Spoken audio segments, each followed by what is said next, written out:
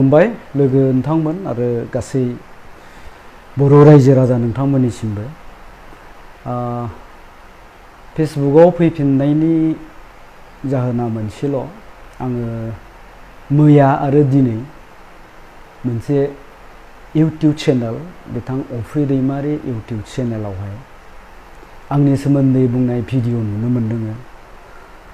दा बिनि फिननायखौ गोसो गैयाब्लाबो सानैसो लोगोफ्रा फिननायखौ बुंबाय थानायखाय बे भिडिअनि गेजेरजों फिननाय होनो ओंखारबाय। बिथां अफ्रि दैमारिया गावनि इउटिउब चेनेलनि गेजेरजों बुंदों आंनि जितु मोनसे फेसबुक पोस्ट होनाय एनडिफोरा आथिखालाव जि एन्टि ससियेल एक्टिभिटिसखौ लानानै खामानि मावबाय थानाय बिथांमोनखौ साबायखर बावनानै मोजां मोननानै बे पस्टखौ होदोंमोन। निश्चय लोगो नोंथांमोन आरो माखासे रायजो राजाफ्रा बे पस्टखौ नुनो मोन्दों। नाथाय बिथां अफ्रि दैमारिनि जितु पस्ट होफिनबाय आंनि एगेन्स्टआव बेखौ नुनानै आं आरो एसे गोनो गोथोआव गोलैदों। दा बिथाङा बुंदों दा बिथांमोननि खामानिखौ लानानै बिथांमोना ड्राग्सनि हेंथायै खामानि मावबाय दं, गुबुन गुबुन एन्टि ससियेल एक्टिभिटिसनि हेंथायै खामानि मावबाय दं। फैलायालायनो बेखौ नुनानै गाज्रि मोनदों, मेगन सादों, बिथाङा बेबायदि खोथा बुंदों। दा जियानो जा दा अफ्रि दैमारि बिथांखौ आङो लोगो मोनफेराखै, सोमोन्दोआव फंबायानो जागोन आं। दा बिथाङा बबे जायगानि बबेयाव थायो आं जेबो मिथिया। दा बिथांखौ सिनायो आङो ससियेल मिडियानि गेजेरजों। मानोना जोंनि बर'फोरनि गेजेराव माखासे इउटिउबारफोर जायफोर इउटिउबारफोर दङ, फ्राय बिथांमोन इउटिउबारनि भिडिअखौ आं नायो। सोर मा इनफरमेसन होदों, सोर मा निउस लाबोदों, सोर बबेखौ मा खोथा बुंदों आंबो नायो। दा बे हिसाबैनो अफ्रि दैमारि बिथांखौ आं सिनायो, मानोना बिथांनि भिडिअफोरखौ आंबो नायो। दा अफ्रि दैमारिनि भिडिअफोरखौ नायनानै बिथाङा मा लाइनजों मा खोथा बुंदों आं बेखौ गुवारै एनालाइज खालामाबालासिनो बिथांनि भिडिअफोरखौ नायनानै आं खालि नैबेखौल' साननानै लायो। बर' हारिखौ मोजां मोनग्राफोरनि गेजेराव बिथाङाबो सासे, समाजनि मोजां सिन्था खालामग्राफोरनि गेजेराव बिथाङाबो सासे, आरो बिनि अनगायैबो जिहेतु बिथाङा सासे एनडिएफबि, बे हिसाबै एनडिएफफोरा आथिखालाव मा मा जेंनायाव गोलैनानै दं, बिसोरो मा अबस्थायाव दङ, दा बेफोरखौ बिथाङा गावनि इउटिउब चेनेलनि गेजेरजों फोरमायनानै होयो। दा बिथांनि बेफोर भिडिअफोरखौ आं नायो। दा जियानो जा दा एनडिएफबि बुंनायाव आंहा मोनसे खोथाया गोसोआव गोलैयो। जों जाबाय एनडिएफबिजोंनो देरनाय। मानोना एनडिएफबिया जेब्ला जोनोम जाजेनदोंमोन बे समनिफ्रायनो एनडिएफबिया जोंनि जायगायाव थायो। जोंनि जायगाया जाहैबाय बेनो बेटबारि, थाइजौगुरि, राङिदारा, लन्थिबारि, सिमलिगुरि, माजरमाखा, सलसलि, बेनो जोंनि जायगा। बेवहाय जोनोम जाजेननायनिफ्रायनो एनडिएफबिया बासा लाबोदों। जोंनि न'खरावबो उन्दुदों, जादों।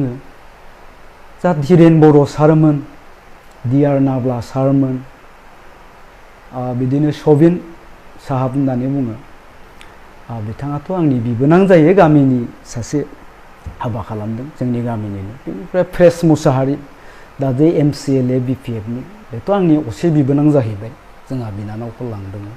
बिसोरनो जोंनि जायगायाव थायोमोन, बेखायनो बिथांमोना जोंनि जायगाखौ मोजाङै मिथिगौ आरो जोंनि जायगाखौ मोजां मोनो। बे समाव जोंनि जायगानि माखासे बिदा फंबाय, बाहाय बाहागिफोर, बै लाइमोनफ्राबो बे एनडिएफबिनि मुभमेन्टआव बाहागो लादोंमोन, एनडिएफबियाव जयेन जादोंमोन। दिनै बिसोरनि गोबाङानो मुंख्लं जालांबाय। सोरनिबा डेड बडिफोरखौबो जों न'आव मोनबोआखै। दा जियानो जा बेफोर जियानो जा गुबै बाथ्रायाव फैनि। दा अफ्रि दैमारि बिथाङा जे आंखौ बुंबाय जे एनडिएफबिफ्रा दिनै ड्राग्सनि हेंथायै जिखिनि बेबस्था लाबाय दं, खामानि मावबाय दं, जे बेखौ फैलाया मोजां मोनाखै, फैलाया गाज्रि मोननानै गावसोरखौ बुंबाय दङ। दा खोथाया जाबाय आं मा लिरदों बिथाङा मा बुजिदों। निस्सय रायजो राजाफ्राबो नुदों आं मा लिरदों आरो बिथाङा मा बुजिखो आं साननानै मोनाखै।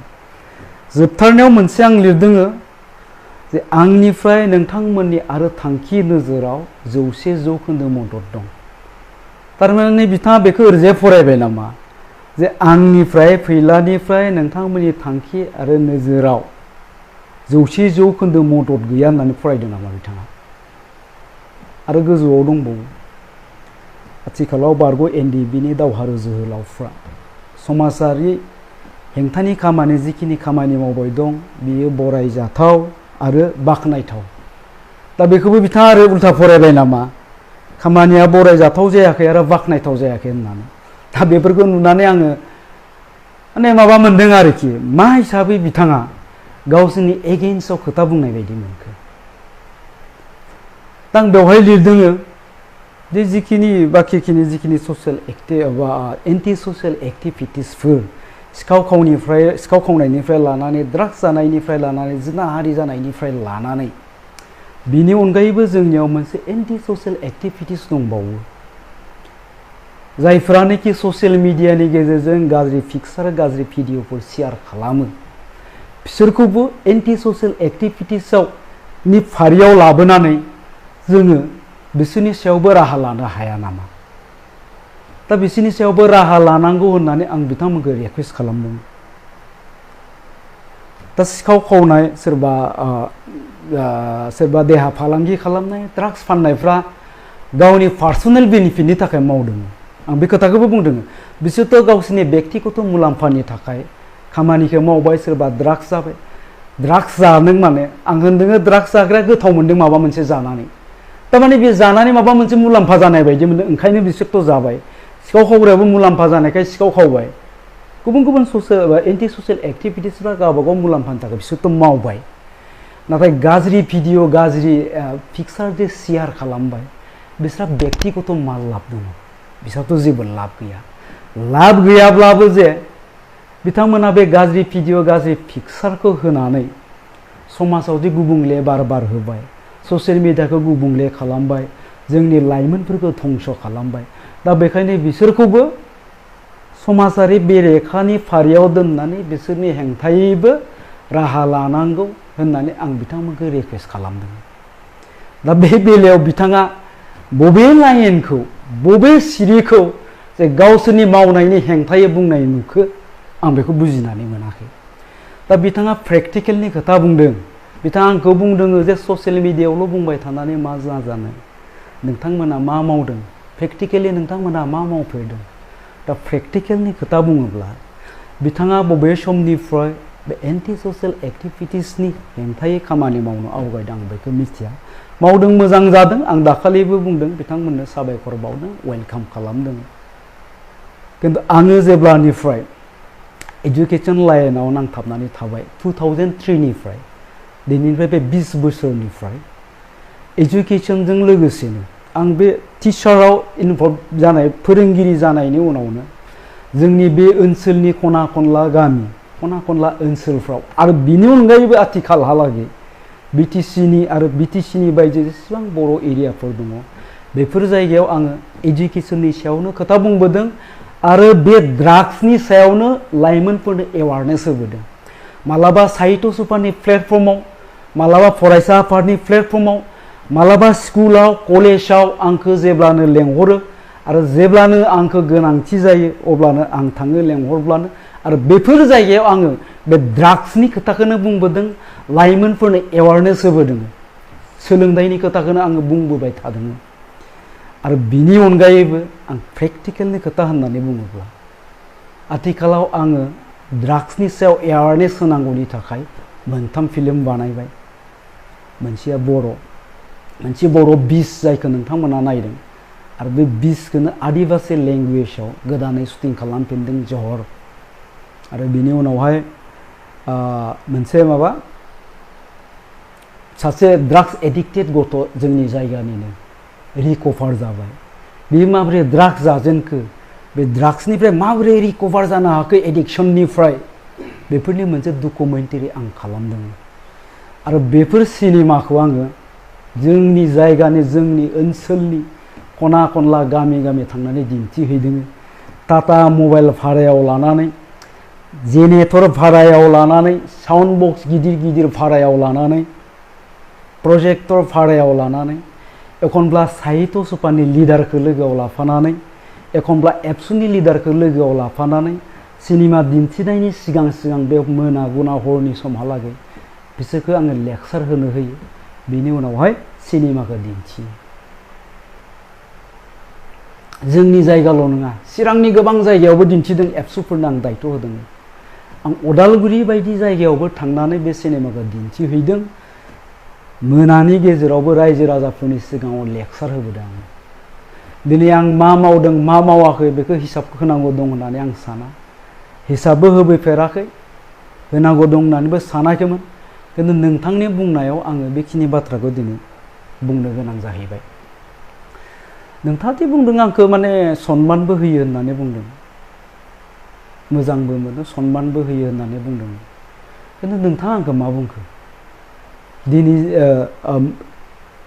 दाखालि आगारजेननाय मोनसे भिडिअखौबो आं नायदों नोंनिखौ ओइदिनखालि नाम खारियाखै अब्लाबो आं मोनथिखादों आंखौनो बुंदों होननानै नेक्स्ट डे नुबावबाय बे खेबाव नाम खारिबाय फार्स्ट भिडिअ नों आंखौ ओरैबायदि बुंबाय माने रायनायनि जोबथा मानसिखौ आरो बिनिख्रुइ गाज्रिसिन रायनो हाया बेनो जोबथा गाज्रिसिन रायनाय सोरबा मानसिखौ भिखारि होनना रायनायनि उनावहाय आरोबाव बिनि सायाव रायबावनांगौ थाया दिनै बियो गलाम भिखारिसो नोंथाङा जे आंखौ भिखारि बुंबाय इसोरनि अननायाव जोंनि न'खरा दिनैसिम रावनावबो बिनानै जाफेरनाङाखै बरन्स नोंथाङा आंनि जायगायाव फैयोब्ला सों रायजो राजाफोरनियाव आंनि न'आव सोरबा गोरिबनि फिसाया एडमिसन लानो फैसा गैयाब्ला आंनाव बिफैयोब्ला जेब्लानो आंनि पकेटाव फैसा थायो अब्लानो आं हरो सोरबा गोरिब मानसिया आंनि न'खराव लोमजादों साजादों ट्रिटमेन्ट लानो फैसा गैया होननानै जुदि आंनियाव बिफैयोब्ला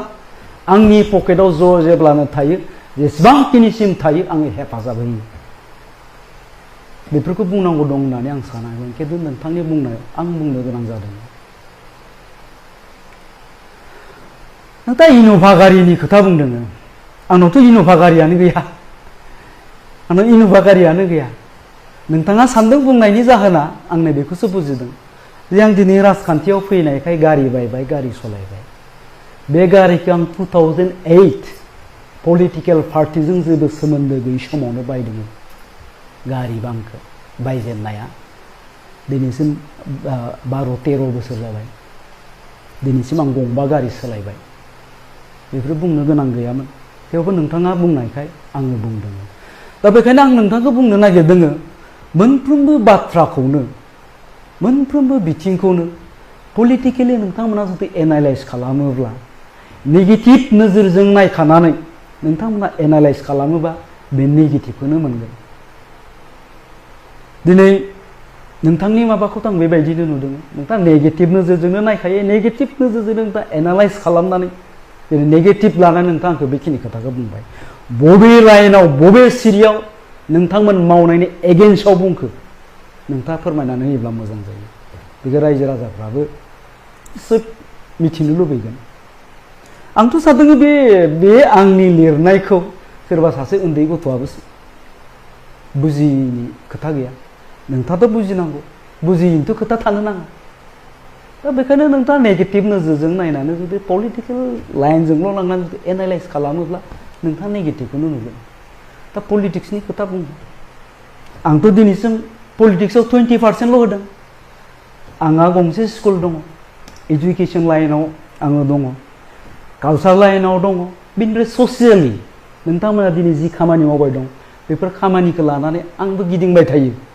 लेक्सार हैथिङो गामि खना खना थांनानै बे ड्राग्सनि सोमोन्दै आं लाइमोनफोरनि एवारनेस होयो आं पलिटिक्सआव दाबो 20% होदों बियो बुंनो गोनां खोथा गैया थेवब्लाबो नोंथांनो फोरमायनांगौ दं होननानै आङो बुंनाय जादों आरोखि दा गतिके नोंथाङा सनमान होयो होननानैबो एसेबांखिनि बाथ्रा बुंनाया जोंनियाव आघात गोलैदों आंनियाव आघात मोनदों गोसोआव आघात नांदों आंनियाव बेखिनिसिम बुंनो नाङा सासे मानसिखौ आरो जुदि नोंथाङा बुजियाखैब्ला गमामायै जुदि नोंथाङा बुजियाखैब्ला नोंथाङा आंजोंबो रायज्लायग्रोनो हायो दे जोंनि मावनायखौ बबे मोनसेखौ गाज्रि मोनखो जोंना बबेबा गोरोन्थि जामारबाय नामा जोंना माया गाज्रि जाखो नोंथाङा जे ओरै थोरै लिरबाय होननानैबो आंजों रायज्लायनो हरग्रोनो हायो नोंथाङा नोंथाङा खेबसेयैनो आंखौ इमानखिनि एटाक खालामबाय जेराव आं दिनै माने बुंनो गोसो गैयाबा बुंनांबाय आंथ' दहाय बुंदोंमोन बुङा नाङा दे बेनि भिडिअखौसो हाइलाइट खालामना होनाय जागोन नाथाय लोगोफ्रा बुंबाय थानायखाय आं बेखिनि खोथाखौ बुंनो गोनां जाबाय दा गतिके बेनो नोंथांमोना दिनै जि खामानि मावबाय दङ आंथ' सानदोङो लोगो मोनबाय होननानैसो सानदों आङो जुदि नोंथाङा आंनि जायगायाव फैनानै जुदि बुङोब्ला बे फैलाया जोंखौ ड्राग्सनि एगेन्स्टआव खामानि मावबाय थानायखौ गाज्रि मोनदों फैलाया मेगन सादों होननानै बुङोब्ला मिनिगोन मानोना आंनि जायगानि गोबां लाइमोनफोर गोबां रायजो राजाफ्रा मिथिगौ बे आंनि ओनसोलनि फ्राय मोनफ्रोमबो एरियायाव गामि गामिफ्राव थांनानै बिनि सोमोन्दैनो एवारनेस आं होयो एजुकेसनेल एन्ड ससियेल आरो बे ड्राग्सफोरनिखौ लानानै आं एवारनेस होबाय थायो दा प्रेक्टिकेलनि खोथाखौ नोंथाङा बुंनो थाङोब्ला नाथाय बे आंनि खामानि मावनायखौ आङो माबा डकुमेन्ट्स खालामनानै बबेबा हाइलाइट खालामनांगौ एडभार्टाइज खालामनांगौ दं होननानै आं सानाखै आरो खालामबोआखै दा गतिके बेनो नोंथांनि बे गोरोन्थि सानस्रिखौ जालदाब गारनांगौ खेबसे मोजाङै फरायनानै नायबाव बा नोंथांमोननि खाथियाव जुदि सोरबा बे बेलायावनो खामानि मावबाय थाग्रा बिनि बिथिङावनो जुदि माखासे आपडेट लाबाय थाग्रा मानसि दंब्ला बेनाव सोंबानो जाबाय जे आङो मा बुंनो नागिरदों आङो नोंथांमोननि जि खामानि मावदों बेखौ बाख्नायदों आरो बेजों लोगोसेनो मोनसेखौल' दिन्थिदेरबावदों आङो जे बेजों लोगोसे आरो मोनसेखौ मावफाबाय देरथारबावनांगौ जायफ्रा ससियेल मिडियायाव गावनि जेबो बेनिफिट गैयाबालासिनो समाजनिल' खहा नागिरनानै गाज्रि भिडिअ गाज्रि पिक्सार पस्ट खालामो शेयार खालामो बिसोरखौबो एन्टि ससियेल एक्टिभिटिस मावग्रानि फारियाव दोननानै बिसोरनि हेंथायैबो राहा लानांगौ होननानै आं नोंथांमोनखौ रिकुवेस्टसो खालामदों आरो नोंथांमोननि मावनायखौ आङो बाख्नायदों बरायदों आरो आंनिफ्राय 100% मदद दं होननानैसो आं बुंदों दा बबे लाइनाव नोंथाङा नुखो आं दहायनो बुंनाया नोंथाङा जुदि बेखौ उल्था फरायोबा आंहा 100% मदद दं होननायखौ आंहा 100% मदद गैया होनना जुदि फरायदोंबा बरायथाव जादों बाख्नायथाव जादों होननायखौ बरायथाव जायाखै बाख्नायथाव जायाखै होननानै जुदि नोंथाङा उल्थायै फरायदोंबा आं मा बुंनो दा बेनो आं गोबां खोथा बुंनांगौ दं होननानै सानाखै गतिके नोंथाङा जोबनायाव बेनोल' आंनि खावलायनाय नोंथाङा जि माने रं कनसेप्ट नेगेटिभ माबाखौ लानानै नोंथाङा बे आंनि लिरनायखौ एनालाइज खालामबाय बे नोंनिया रं जादों खेबसे मोजाङै फरायनानै नायबाव खेबसे मोजाङै सिन्था खालामनानै नायबाव हयथ' नोंथाङा बुजिनानै मोनगोन बेखिनियानो गोजोन्थों खुलुमबाय